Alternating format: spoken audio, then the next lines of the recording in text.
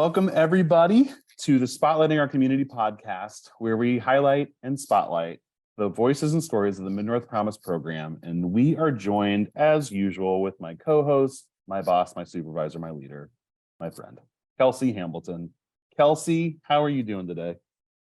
Thank you, Nate. I am doing well today. I am excited to be here both with you and with our podcast guest, who this time is Amy Rager, who we are so excited to have with us this morning. And Amy, do you want to introduce yourself really briefly, and then maybe we'll jump in? Does that sound good? Sure. Yeah. Hi, everyone. My name is Amy Rager. I am a newly licensed clinical mental health counselor associate, which means that for the first 2 years of my postgraduate practice, I am supervised by someone. And so I'm a resident at the CTS Counseling Center. And also, I am a wife to Barry, and I have 4 children, 2 16-year-olds, Titus and Jonas, and 2 14-year-olds, Justice and Fable. So I'm a pretty busy woman. You absolutely are, Amy. I'm always deeply impressed by all of the things that you get up to. Thank you for taking the time to be with us today. I think we would love to learn, Amy, a little bit more about how you decided to take this first step professionally for yourself, kind of what that process is like, how you came to that decision. I think that might be so helpful for folks listening to know. Yeah. Honestly, becoming a therapist was sort of a dream deferred. I remember when I was in high school, I was taking some of those career aptitude tests, right? And it came back like, you should be a psychologist. And I was like, man, that's exactly what I would want to do. But at that time, I was unaware that you could be a therapist with a master's degree. And the thought of going to school to become a psychologist and that whole process just felt really overwhelming, honestly. And the amount of student loan debt. I mean, there was just a lot, right, to think about with a commitment like that. And when you're 17 years old, it felt very overwhelming. So I went to college and got a degree in art, and I graduated pregnant, and so really spent over a decade just kind of piecing together work, like doing gigs and doing part-time things, and which was great. It allowed me to stay at home somewhat with my 4 kids and balance things, and I did a lot of work that I really enjoyed. But in the back of my mind, I always knew that whenever my kids were old enough that I felt comfortable, that I would want to go and find a career, right? Like something that I really wanted to stick with, and something that felt like I was making a real contribution, and that it was meaningful. So anyway, around the same time that my kids were getting older and starting to need me a little less, we were involved with the Promise program at the Children's Museum. And I was talking with Kelsey, right? And I was like, I really want to go back to school, but I already have my bachelor's, and I still kind of want to do mental health counseling, but this just feels like a lot, because now I'm at the point where I really should be saving money for my kids to go to college. Right.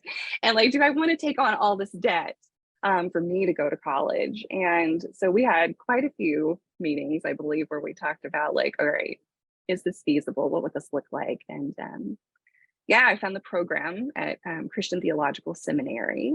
They have a school of counseling, alongside their school of theology. And they offered me a substantial scholarship, and then Kelsey and I kind of workshopped some other things. I got a scholarship through the Promise program, and all of a sudden it seemed possible. That was in 2020, and here we are today. Okay, very cool. I'm sitting here, Amy, parent of 2, and I'm thinking oh my goodness, all these notes about, you're okay, let's do everything at once. Here we go, pregnant, graduating, we're gonna do everything, right? And going back to Right. school in the middle of the pandemic. I'm like, absolutely, Amy, dive in, go for it. Ooh, I What is that? know. Moving on. Well, I Didn't handle enrolled anything. before the pandemic, right? And so didn't Oh, know. right. And then the pandemic hit, what, like March-ish, really in 2020, and then started in August of 2020. So yeah, it was interesting. Okay. And that does seem like yesterday and forever ago at the same Right. time. Which is Agreed. wild. Yeah. So with that in mind, when you first started, when you first, began this journey to now, like what are some of those changes, even within those 3 years that you've seen within mental health, seeking professional help? How has that changed since you first dove in? Yeah. And maybe what are some things you thought it was that it's not, perhaps? Yeah, it's interesting because I always hate to say if there was a benefit from COVID, right? Because not that we would ever wish that would have happened, but I think that COVID just universally helped us all see that we are finite human beings, right? And we have a finite amount of coping skills sometimes and ways of dealing with stress and trauma, and seeking mental health services, right? I think that the stigma around that has in some ways decreased because of the pandemic, right? People were more willing, they felt at the end of the rope, and looking around and seeing that almost everyone felt that way, right? And so I think that the pandemic has helped people be a little more open about talking about their mental health, about seeking mental health. Yeah. And obviously there's always research going on, and things change over these years. And I do think that this younger generation that's coming up, the teens and the younger 20 somethings, it's been interesting to watch. They are very open about their mental health, and about seeking therapy. And a lot of times they are getting their parents in as well. And that's been really neat to see too. I don't know if it was the pandemic that sort of propelled them into that, or if it's just something about their collective generation, but that's been cool to watch too. Them start to come of age and really take charge of their own mental health.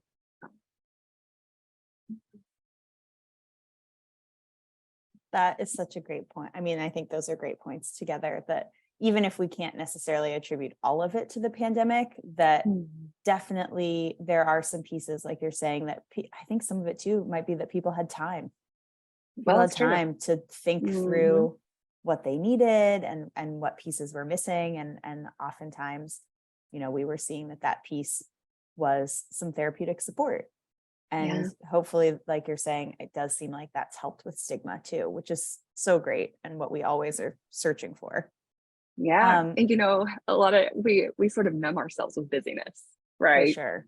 And so I think it's a great point that all of a sudden, when all of the running around and doing the activities sort of fell away, but a lot of us were left alone with our thoughts and feelings, right? Absolutely. Or with more time to deal with our thoughts and feelings, and might have become overwhelmed. Yeah, absolutely.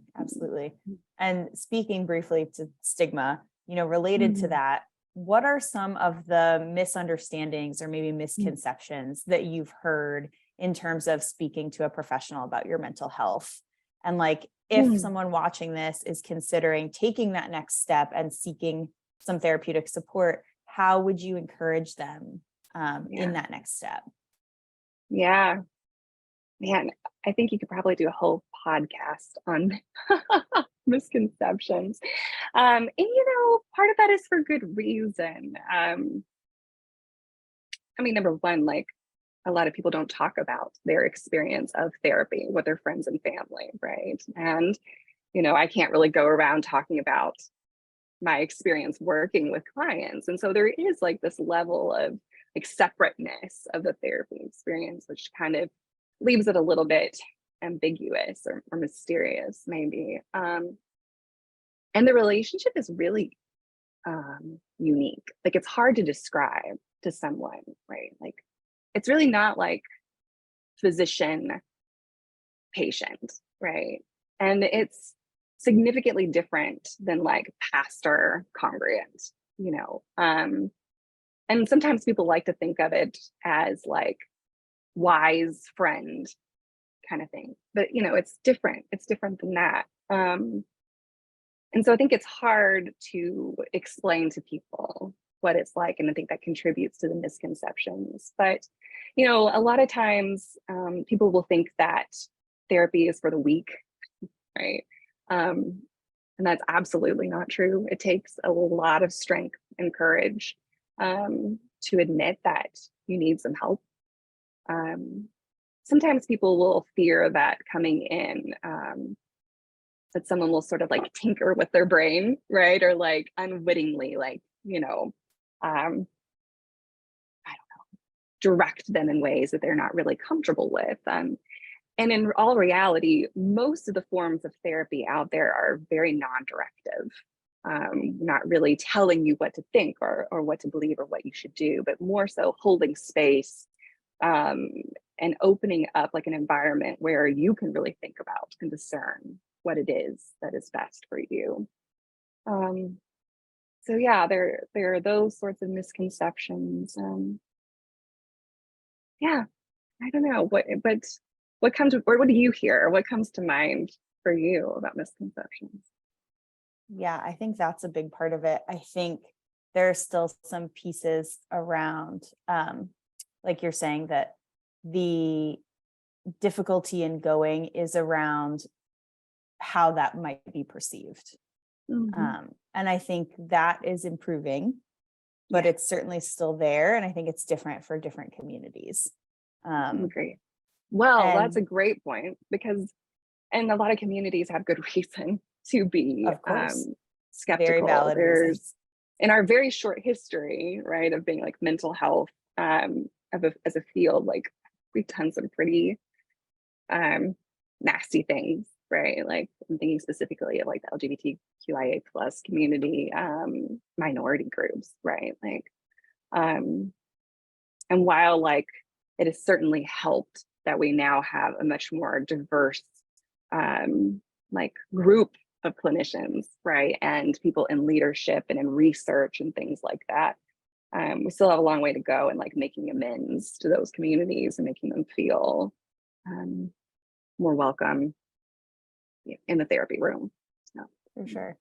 And I think it's been good to see therapy be discussed in a more casual way, like that it's coming up in more average, normal day-to-day conversations. I think that helps just kind of normalize, because like you're saying, Amy, people who are in the profession cannot really speak in detail to what they're doing because of confidentiality.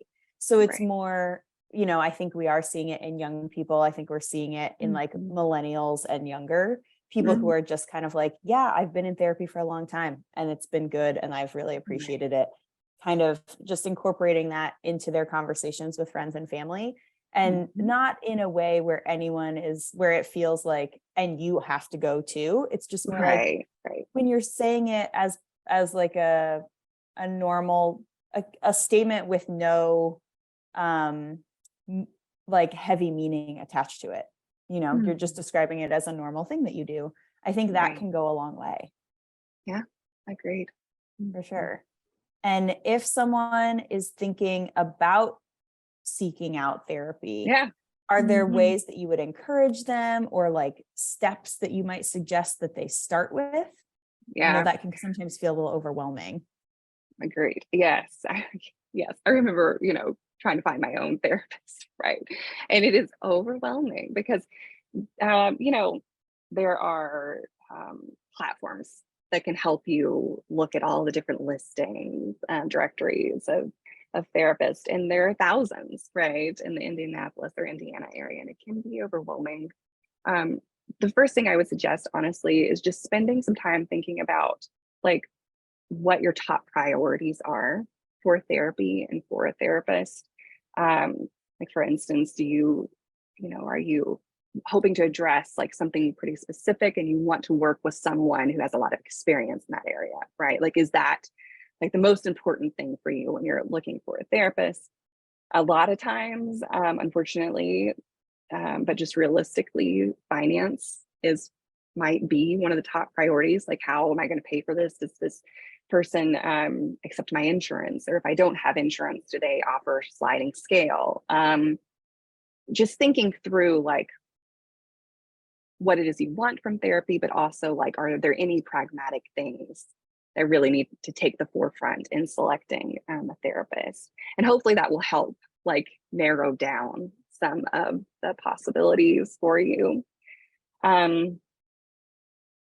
Yeah, I do think another like sort of misconception about therapy is that we just don't have we've not done a great job of educating the public on just how diverse the field is, and how many, I mean, there are hundreds of like therapy modalities, right? Of like different theories that people work from, or ways that they approach doing this work. And so maybe taking some time to just sort of educate yourself on like what is out there. And, you know, if you're an artistic person, is like art, do you feel like art therapy would be a good in for you? Like, do you find that you're more able to get in touch with your feelings and your emotions whenever you're doing something creative, right? Then maybe that would be like an art therapist or even a music therapist.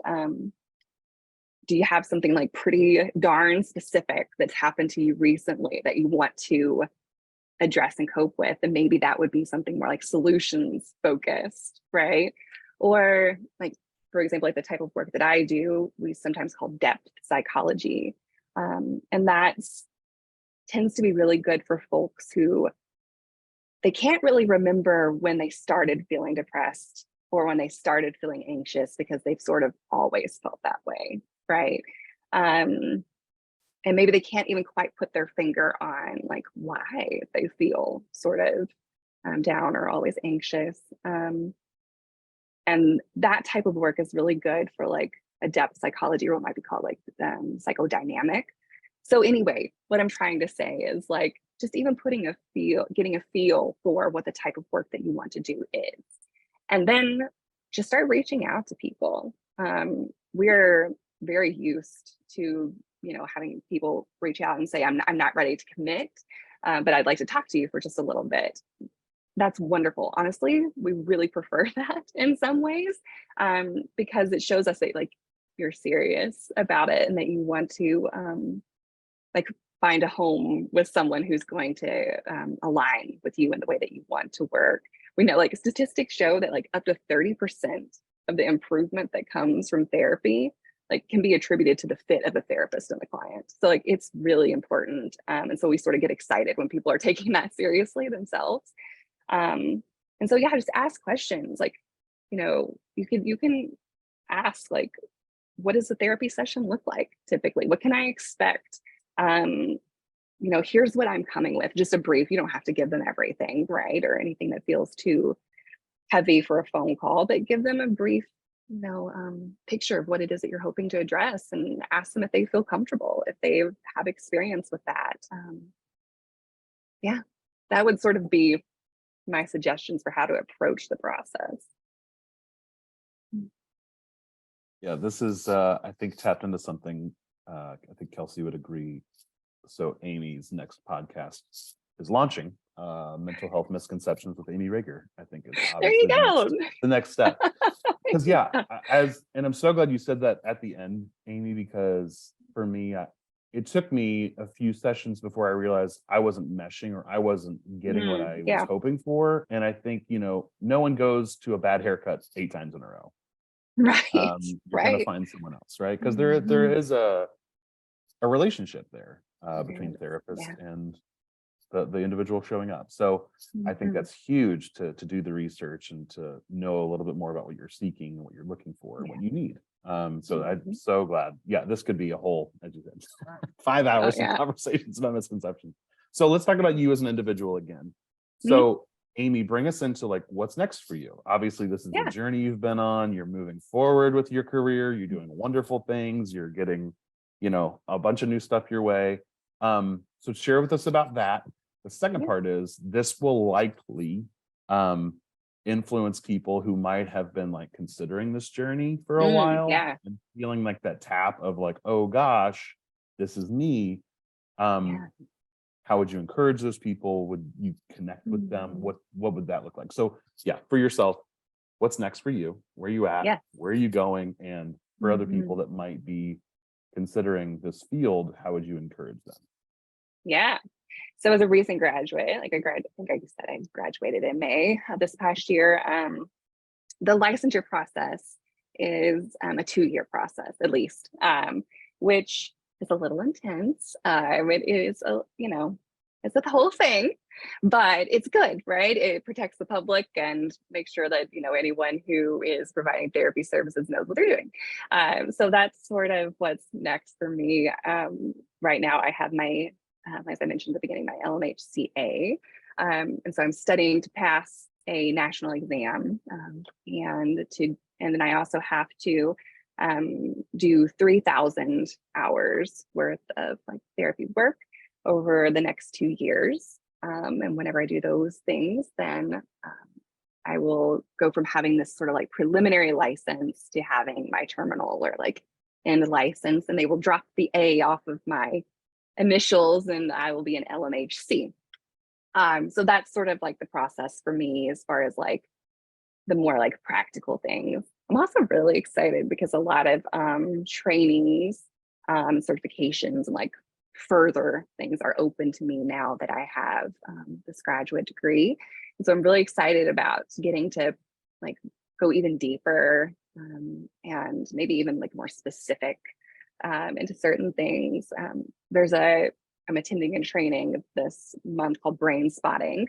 And it's sort of like EMDR, if you're familiar with that, but it works with, the way your brain works and wires and the way you look when you're trying to process things. And it's just intriguing. And so being the nerd that I am very excited about like diving deeper into some of these things.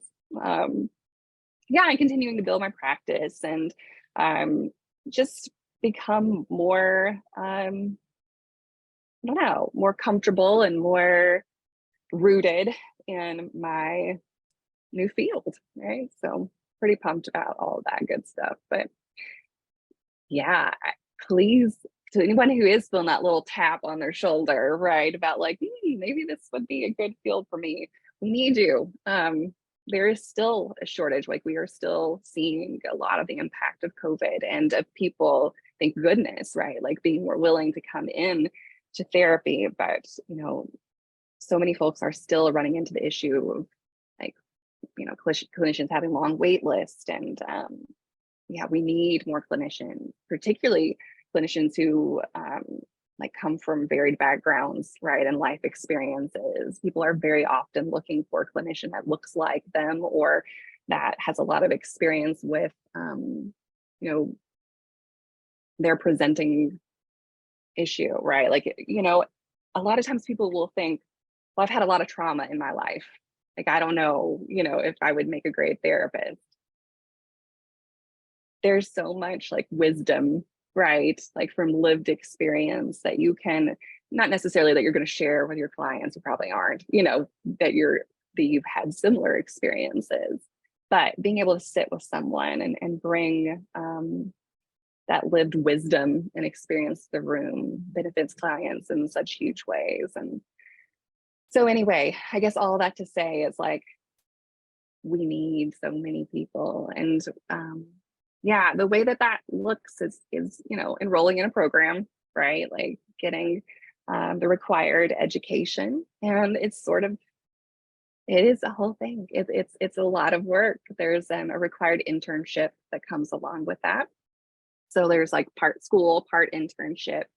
But yeah, if this is something that, I can only speak from my own experience, but if it's something that you're really feeling like would be meaningful to you, I loved it. Like it was a lot of work, don't get me wrong, but it was so exciting just to be learning and growing and actually like feeling myself. In a lot of ways, it felt like coming home, right? Like to what I knew I was sort of equipped for and what I had wanted. And it just makes the work worth it, right? So there are several programs like in our city, and there are online programs. So I went to CTS here in Indy. I know that UND and IUPUI both have great programs. And I am sure like Kelsey and Nate would be more than happy to help you look through some of those things. But I think one of the things that was helpful for me was I came and I shadowed at CTS, and they let me attend the class, and I got to talk to some students, and also with a admissions counselor. And so those things were all very helpful for me in trying to decide, what was the right fit. And so most programs I think would be more than happy to give you information, and I would be more than happy to tell you about my experience. And yeah. Those are great points, Amy. I think too, just having that chance to be in the room, like you said, be in a classroom, speak to someone who's, either just come out of that process or is currently in school can be so valuable. So that's a great recommendation. Are there any other things that you wanted to share, Amy, that you didn't get a chance to, or like anything that you wanted to dive deeper on before we wrap up today? I don't know. I mean, I do feel like there's a million more things that we could talk about, but yeah, just encouragement that like, get what you need, right? Like get what you need. And there is absolutely no shame. One of my favorite theorists, his name is Thomas Ogden, and I'm going to paraphrase because, I can't memorize this stuff, but he talks about how literally everyone at some point in their life comes up against something that just feels absolutely unthinkable, right? And in those moments, like we need another mind, right? To help us think, to help hold it and help us think through those things. And I am a firm believer that is true, that everyone comes up against things that they need help thinking about. So yeah, don't let stigma, don't let fear keep you from getting what it is that you need. Everyone who, well, I guess I shouldn't say everyone. I would say the vast majority of those who are sitting in the chair across from you or the therapist, like, have also been on the other side of the couch, right? And have mostly been a client themselves. And we remember what it is like, and how hard and scary it can be to come in. And yeah, and so I would like to think that most of us will do everything that we can to make sure that you feel welcome and that you get the support it is that you need. Amy, thank you so much. Obviously, yeah, again, we could do volumes of these conversations, and I know you are filling up volumes with people with your listening skills. And yeah, I hope you continue to network out with people, because obviously you have a lot to share. So glad you got connected to our program, and thanks for just, giving us your time, because I know you have clients later today. In fact, I know once we're signing off, you've got another one. So we appreciate you allowing this space for us. Just to encourage other people with what you've done, what you've shared. And thank you so much. We are very pro nerd here at the Mid-North Promise program. So really grateful for your nerd status. Thank you so much. Yeah, absolutely. And my goodness, thanks for just encouraging, informing us. And we are so happy that you joined us for this episode of Spotlighting Our Community. So thanks, Amy. Absolutely. Thanks for having me. And it feels like a nice little thing to be able to come back to a program that like helped me get here, right? And then to be able to come back and sort of like give back, like that's a good feeling. So thank you. Yeah, we're happy to have this full circle moment with you, Amy. It's pretty cool. Right. Yeah. Well, thank you everyone for listening. And on behalf of Nate and Amy, thank you for joining us for today's podcast. All of the resources that were mentioned are going to be in the show notes. So please feel free to reference those if you need anything. And we are looking forward to seeing you next time.